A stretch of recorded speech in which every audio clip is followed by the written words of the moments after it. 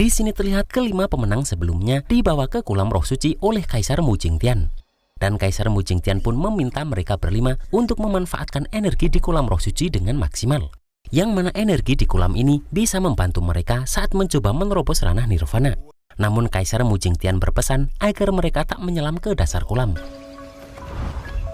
Dan kemudian pun Kaisar Mu Jingtian dan keempat tetua klan lainnya membuka portal masuk ke kolam roh suci tersebut.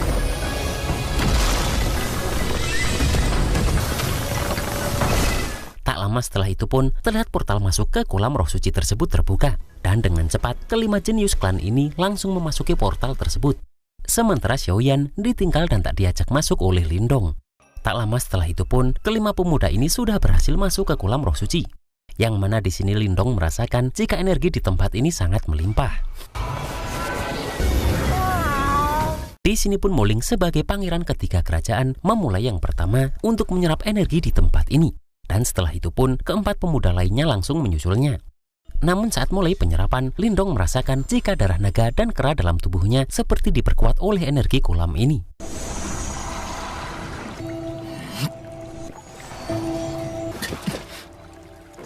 Dari dalam pun Xiaodio memberitahu bahwa dia merasakan jika ada tulang binatang ilahi kuno yang kekuatannya melebihi tingkat nirvana di dasar kolam ini dan energi dalam kolam ini berasal darinya. Yang mana bukan hal yang mengejutkan jika itu bisa memperkuat darah naga dan kera milik Lindong.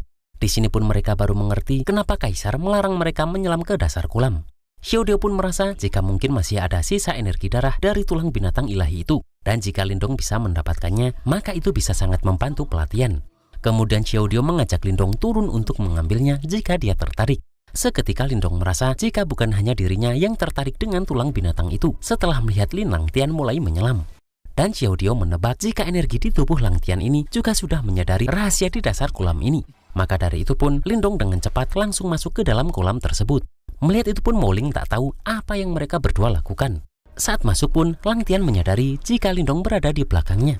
Maka dari itu pun dengan cepat Langtian berusaha menyerang Lindong tersebut. Namun Lindong tak diam saja dan berusaha menyerang kembali Langtian menggunakan tombak sisik surgawinya. Di sini terlihat jika Langtian berhasil menghindari serangan demi serangan dari Lindong tersebut. Bahkan kembali lagi Langtian menyerang Lindong agar Lindong tak berhasil masuk ke dasar kolam. Namun Lindong berhasil memukul Langtian dan kini Lindong pun yang berada di jalur depan. Melihat itu pun Langtian berusaha menyerang Lindong yang membuat Lindong harus menahan itu menggunakan tombaknya. Namun ternyata serangan Langtian ini malah membuat Lindong berhasil masuk ke dasar kolam. Bahkan di sini Lindong pun melihat kerangka binatang ilahi yaitu buaya langit kuno. Dan Lindong juga merasa jika sepertinya masih ada sisa jiwa binatang ilahi di dalamnya. Yang mana karena itu binatang ini disegel dengan formasi di tempat ini. Tak lama kemudian pun Langtian juga sampai di tempat itu. Dan Langtian tak menyangka jika seorang dari cabang keluarga berani ikut ke sini. Namun Lindong berkata jika tanpa bantuan dari sesuatu di dalam tubuh Langtian, dia sudah lama dipecundangi oleh Lindong. Mendengar itu pun, sesuatu di tubuh Langtian itu keluar karena Lindong sudah tahu yang sebenarnya. Yang mana ternyata di dalam diri Langtian tersebut muncul seorang bernama Mushi. Melihat itu pun Lindong berkata jika dirinya pernah mendengar beberapa master bisa mengumpulkan jiwa mereka meskipun tubuhnya hancur. Bahkan mereka juga bisa tetap hidup dan dapat kesempatan untuk terlahir kembali. Menyadari bahwa Lindong tahu karena seseorang, Mushi pun meminta orang itu untuk keluar. Dan di sini pun Xiaodio langsung keluar. Melihat itu, Mushi tak menyangka jika yang berada di balik Lindong ternyata adalah roh binatang. Dan di sini pun Mushi meminta Langtian mengambil esensi darah binatang ilahi itu, sementara Mushi akan menelan Xiaodio terlebih dulu. Dan di sini pun terjadi pertarungan antara Mushi dan Xiaodio tersebut. Sementara Langtian langsung berusaha menyerang Lindong agar dirinya bisa mendapatkan esensi darah binatang tersebut. Dan terlihat mereka berdua pun berlomba-lomba untuk sampai di kerangka binatang tersebut lebih dulu sambil bertarung. Sementara di luar Moling tak tahu apa yang terjadi karena tiba-tiba kolam bergetar. Di sini pun terlihat pertarungan sengit juga terjadi antara Xiaodio dan Mushi tersebut.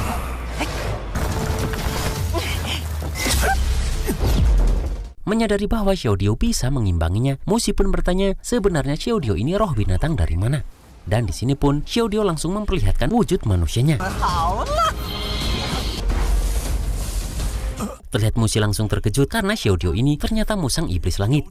Musi pun berusaha langsung menyerang. Namun dengan cepat, Xiao Dio pun langsung menyerang juga. Di sini Xiao Dio dikejutkan karena ternyata Musi sudah berpindah tempat dan berada di belakangnya. Musi pun mengatakan dirinya tak akan bisa melawan Xiao Dio jika berada di tempat lain. Namun di tempat yang penuh dengan energi ini, meski Xiao Dio adalah musang langit iblis, maka juga akan tetap menjadi santapan Musi tersebut. Terlihat Musi pun langsung mengeluarkan teknik pengumpulan energi. Yang mana Xiao Dio pun terkejut karena bisa-bisanya Musi bisa mengendalikan energi di sini. Dan terlihat teknik Musi ini langsung mengurung pergerakan Xiao Dio. Sementara Lindong pun masih bertarung sengit melawan Lang Tian. Di sini pun Lang Tian langsung mengeluarkan teknik segel besar fonik langit untuk membunuh Lindong. Namun dengan cepat Lindong langsung mengeluarkan teknik segel pembelah laut besar untuk menghadapi teknik Lang Tian tersebut. Dan terlihat tempat sampai bergetar akibat pertarungan mereka berdua ini. Bahkan karena hal ini juga pun terlihat formasi segel di tempat ini langsung aktif. Sementara Xiao Dio pun berhasil menghancurkan formasi yang dibuat Musi tadi. Di sini pun Xiao Dio hanya berkata jika Musi terlalu meremehkannya dan Musi yang terlalu lemah begini sangat mustahil membunuh Xiao Dio. Namun melihat tempat terus bergejolak, Xiao Dio pun meminta Lindong untuk berhenti. Karena jika terus bertarung, maka formasi di tempat ini tak akan bisa bertahan lama. Mendengar itu pun, Lindong meminta Lang Tian untuk melakukan gencatan senjata dulu. Karena jika sisa jiwa dari kerangka ini lepas kendali, akibatnya akan sulit dibayangkan. Dan saat itu, mereka berdua sama-sama akan rugi. Terlihat Lang Tian pun menyetujui permintaan Lindong ini. Namun ternyata Lang Tian tetap bertekad untuk membunuh Lindong. Dan terlihat Lang Tian menghancurkan pilar di tempat itu yang membuat rantai penahan binatang roh itu lepas. Dan bahkan lantai yang dipijak Lindong pun langsung ambles ke bawah.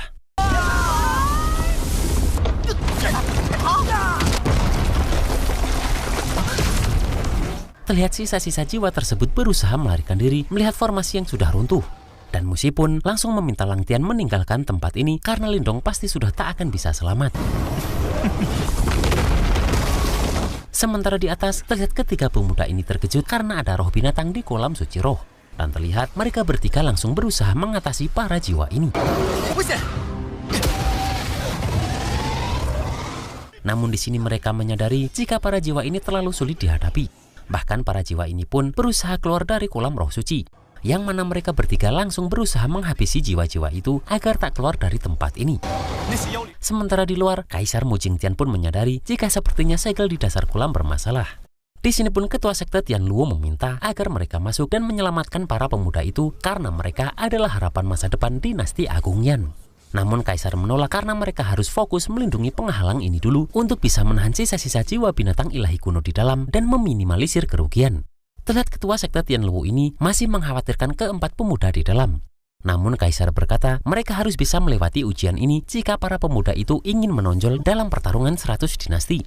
Sementara itu di dasar kolam terlihat Xiao Dio membangunkan Lindong yang tak sadarkan diri. Dan saat sudah tersadar Lindong tak menyangka jika ada lubang api bumi di bawah ini. Tak lama setelah itu pun mereka berdua melihat pergerakan yang mana ternyata itu adalah buaya langit kuno yang kini sudah bangkit.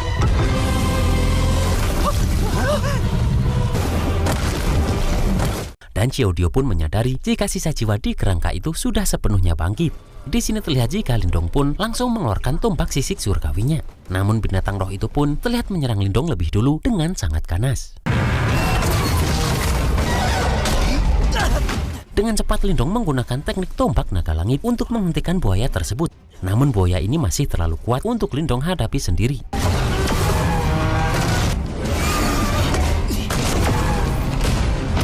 Terlihat Lindong pun berjuang sekuat tenaga agar buaya ini bisa berhenti. Akan tetapi buaya ini terus ngamuk tanpa henti. Dan bahkan semakin Lindong menyerangnya dengan kekuatan yang lebih besar, buaya ini pun juga semakin kuat menyerang Lindong tersebut.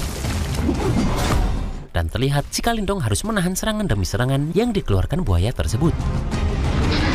Xiao Dio pun langsung menyadari jika serangan biasa tidak mempan pada kerangka ini. Di sini terlihat Lindong pun berusaha menyerang lagi. Dan Xiao Dio baru menyadari jika mereka harus menarik keluar sisa jiwanya baru bisa menghancurkannya.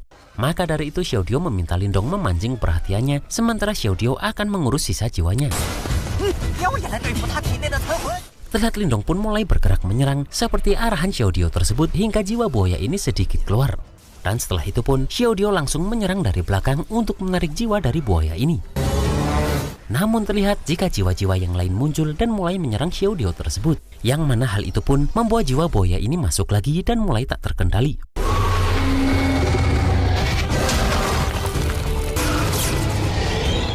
Melihat itu Lindong dengan cepat bergerak dan langsung mengeluarkan teknik terbarunya, yaitu kekuatan pelahap.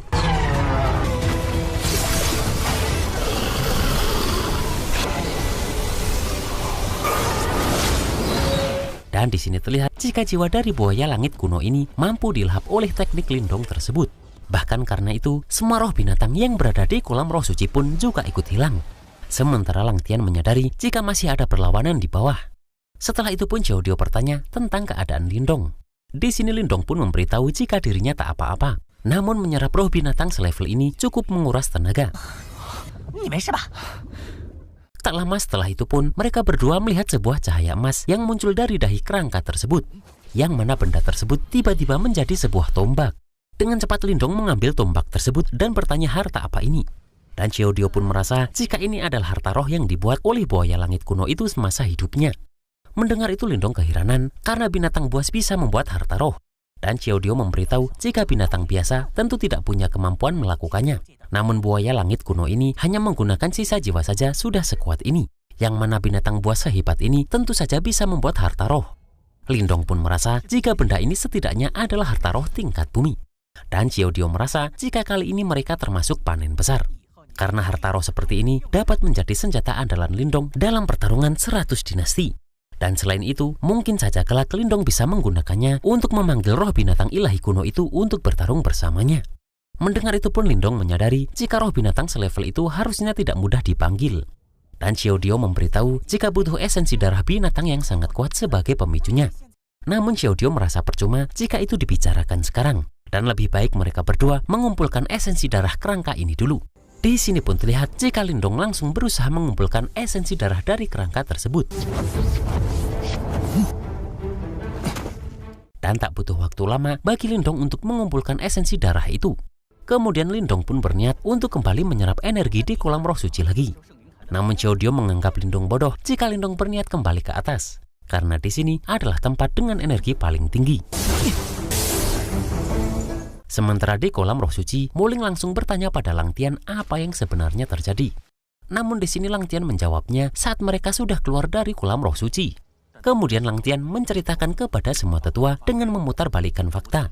Lang Tian pun mengatakan jika dia awalnya berpikir Lindong turun ke bawah untuk menyerap lebih banyak energi kolam roh suci. Tapi dia tak menyangka jika Lindong berniat membunuhnya.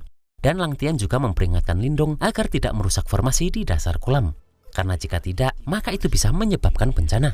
Namun pada akhirnya Lindong tetap bersikeras membunuhnya dan menghancurkan formasi. Yang mana pada akhirnya Lindong tertelan oleh api bumi. Terlihat kalimat tetua ini pun mulai percaya dengan cerita Lang Tian ini. Bahkan Wang Lei pun memarahi tetua Lin Fan karena klan Lin tidak didisiplinkan dengan ketat. Dan jika kerajaan dalam bahaya, maka klan Lin harus menanggung akibatnya. Bahkan terlihat semua orang pun mulai terprovokasi oleh cerita Lang Tian ini. Namun terdengar suara Lindong yang berkata jika sepertinya ada orang yang ingin memutarbalikkan fakta.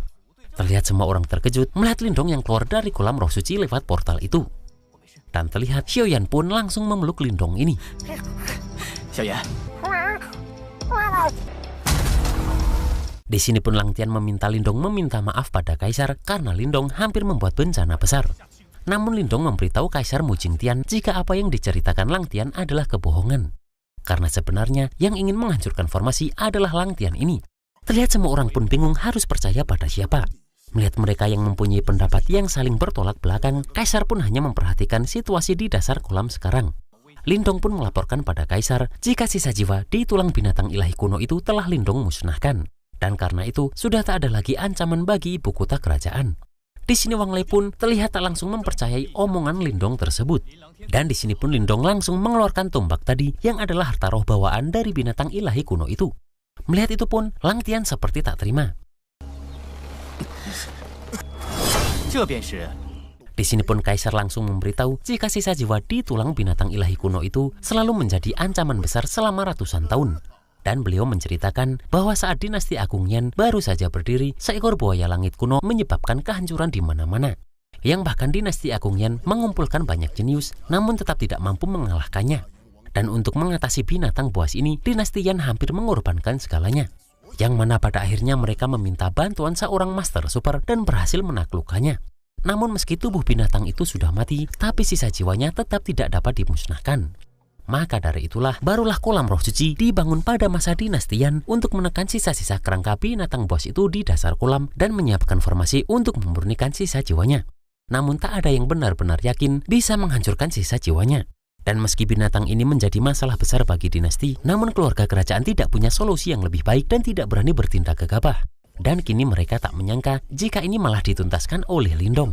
Maka dari itu pun, Kaisar sangat berterima kasih kepada Lindong ini. Mendengar itu pun Lindong merasa bahwa Kaisar terlalu memuji dan ini semua hanya keberuntungan. Namun karena tombak tulang ini adalah hasil jerih payah Lindong, maka Kaisar meminta Lindong menyimpan itu.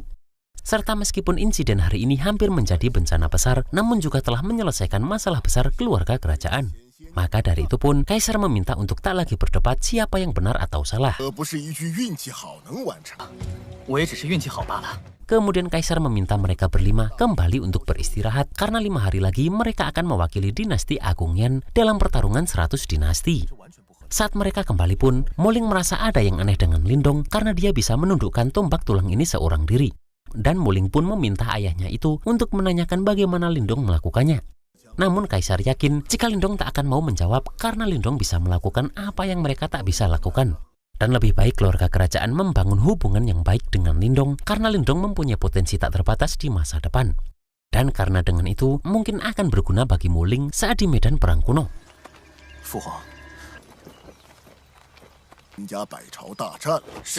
Saat malam pun terlihat Lindong memasukkan Xiaoyan ke dalam esensi binatang roh tadi atas permintaan Xiaodio. Namun Lindong tak tahu apakah Xiaoyan ini akan baik-baik saja. Xiaodio pun meminta Lindong tak khawatir karena meskipun esensi darah buaya langit kuno itu sangat ganas, tapi dengan tubuh Xiaoyan yang kuat maka dia pasti akan mampu menyerap dengan aman. Dan keadaannya sekarang ini karena Xiaoyan sedang mengintegrasikan esensi darahnya. Dan setelah berhasil, maka Xiaoyan pasti akan menjadi lebih kuat. Mendengar itu Lindong terlihat senang karena kerja keras mereka di dasar kolam tak sia-sia. Xiaodio pun meminta Lindong mencari garis darah binatang buas kuat untuk Xiaoyan setelah Lindong memasuki medan perang kuno. Lindong pun bertanya apakah Xiaoyan nantinya bisa berubah menjadi manusia.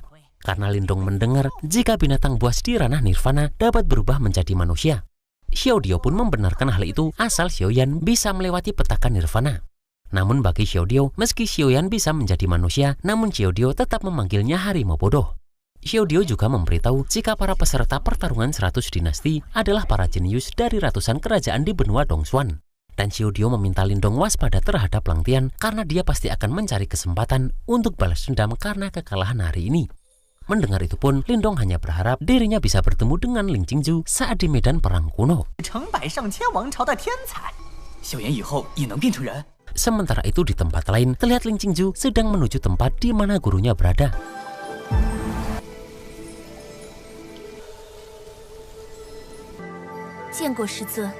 Di sini pun sang penguasa istana yang adalah guru Qingju pun memberitahu jika pertarungan 100 dinasti akan segera dimulai. Namun baru-baru ini di medan perang kuno sepertinya ada pergerakan yang tidak biasa. Maka dari itu pun penguasa istana meminta Qingju untuk memeriksanya.